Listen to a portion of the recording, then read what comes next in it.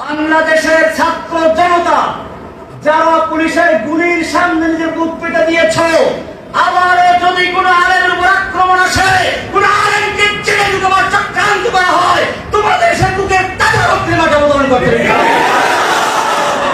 अब हमारा एक ही काम, বাতিলের রক্তচক্ষুকে ভয় না পেয়ে আমাকে দুইবার পুরস্কার দেওয়ার জন্য হয়েছে। আমি জেলখানাগুলিতে আর বলতে চাচ্ছি না, ওটা আমার মধ্যে আল্লাহর মধ্যে থাকবে।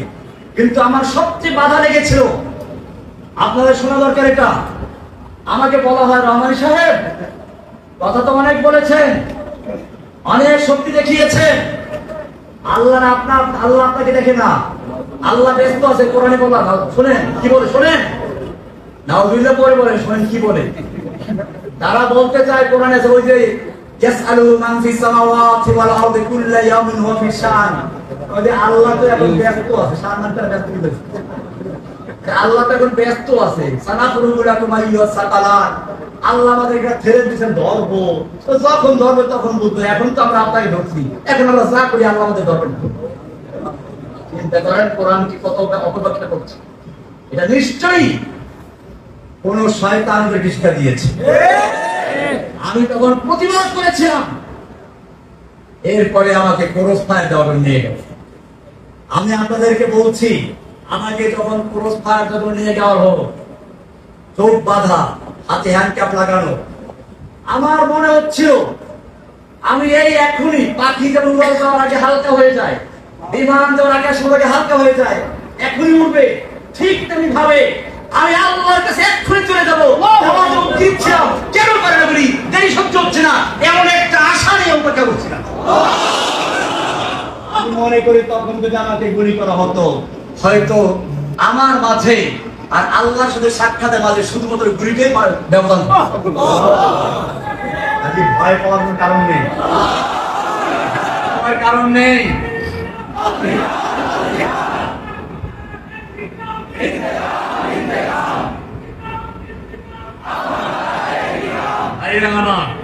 আমি কথা লম্বা হয়ে যাচ্ছে, আরো কিছু অনেকগুলো কথা বিষয় ছিল।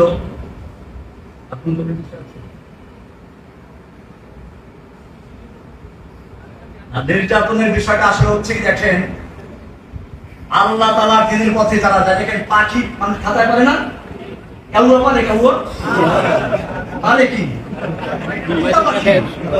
যে পাখি দেখতে সুন্দর, গান ভালো। আমি ওই যে মুখে আলোচনাকে একটু কবিতা লিখে পাঠাইছিলাম, আসলে কি বলি গো, ফাতসাইরু লা ইসজানু ইল্লা, ওই পাখিকে খাতায় বন্দী করা হয় যেই পাখির আওয়াজ সুন্দর। ঠিক তেমনি ভাবে যেই কোরআনের পাখি কোরআনের কথা বলে, যেই কোরআনের পাখিরা সুন্নাহর কথা বলে, তাদেরকে জেলখানায় বন্দী করা হয়। যারা কোরআন সুন্নাহর কথা না বলে, কোন শাসকের পাঁচটা গোলামি করে, তাদের জেলে যাওয়ার মতো সৌভাগ্য হয় না। অনেকে মনে করে জেলখানা নাকি গায়ে কারো বদদোয়ার কারণে। আমি নাকি কোন বুজুর্গকে তিরস্কার করার বদদোয়া করে জেলে গেছি। কোরআনে আছে, নবীদেরকে এই কথাই বলা হতো, ইল্লা আতারাকা বাযু আলিহাতিনা, আমাদের কোন দেবদেবী কাউকে কি করছে, বদদোয়া দিয়েছে, তাই সে জেলে গেছে। আমি আপনাদের জিজ্ঞেস করতে চাই, ইউসুফ আলাইহিস সালাম জেলে গিয়েছিলেন কার বদদোয়ায়? না। আমাদের রাসূল সাল্লাল্লাহু আলাইহি ওয়াসাল্লামকে 3 বছর পর্যন্ত এই কারাগারের মতো না, এই কারাগারে খাওয়ান দেয়, পানি দেয়। আমাদের নবীকে যে কারাগারে আটকে রাখা হয়েছিল, সেখানে খাবার ছিল না, পানি ছিল না, উত্তপ্ত মরুভূমির বালু ছিল, পাহাড় ছিল। 3 বছর পর্যন্ত সে আমি পারবে, শুধু আমাদের নবীকে নয়, নবীর পুরো বংশকে সেখানে বন্দী করে রাখা হয়েছিল। কারো বদদোয়ায়? না। ইমাম আবু হানিফা রাহমাতুল্লাহ আলাইহিকে কারা বন্দী করা হয়েছিল? এক রাওয়ায়াতে বলা হয় যে উনি জেলখানাতেই মারা গেছেন, আর কেউ আসতে না মুক্ত করা হয়েছিল, কিন্তু তিনি বন্দী অবস্থায় মারা গেছেন। যে অবস্থায় বন্দী অবস্থায় মারা গেছেন, তিনি কি আর বদদোয়া করেছিলেন? ইমাম আহমদ বিন হাম্বল রাহমাতুল্লাহ আলাইহিকে কারারুদ্ধ করা হয়েছিল, নির্যাতন করা হয়েছিল।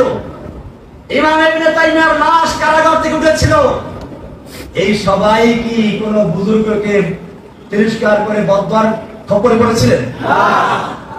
বরং পরিষ্কার শুনুন, ওই যে বললাম জেলখানায় যেতেও ভাগ্য লাগে, জেলখানা সবার জন্য নয়। কাউয়া কোনোদিন কেউ পারে না, পালে ময়ূর, পালে তোতা পাখি, আর হয়তো রূপ আছে অথবা কি আছে, গুণ আছে।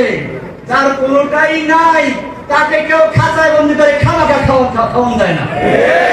ঠিক তেমনি ভাবে যেই পাখির গলায়, যে আলেমের গলায় কোরআনের আওয়াজ থাকে না, যেই আলেমের গলায় একামতে দিনের কথা থাকে না, যে আলেমের গলায় নাস্তিক মুরতাদদের বিরুদ্ধে কথা থাকে না, যে আলেমদের গলায় আল্লাহর জমিনে আল্লাহর দ্বীনকে বিজয়ী করার স্বপ্ন থাকে না, সেই আলেমদেরকে জেলখানায় নেওয়ার কোনো প্রয়োজন হয় না।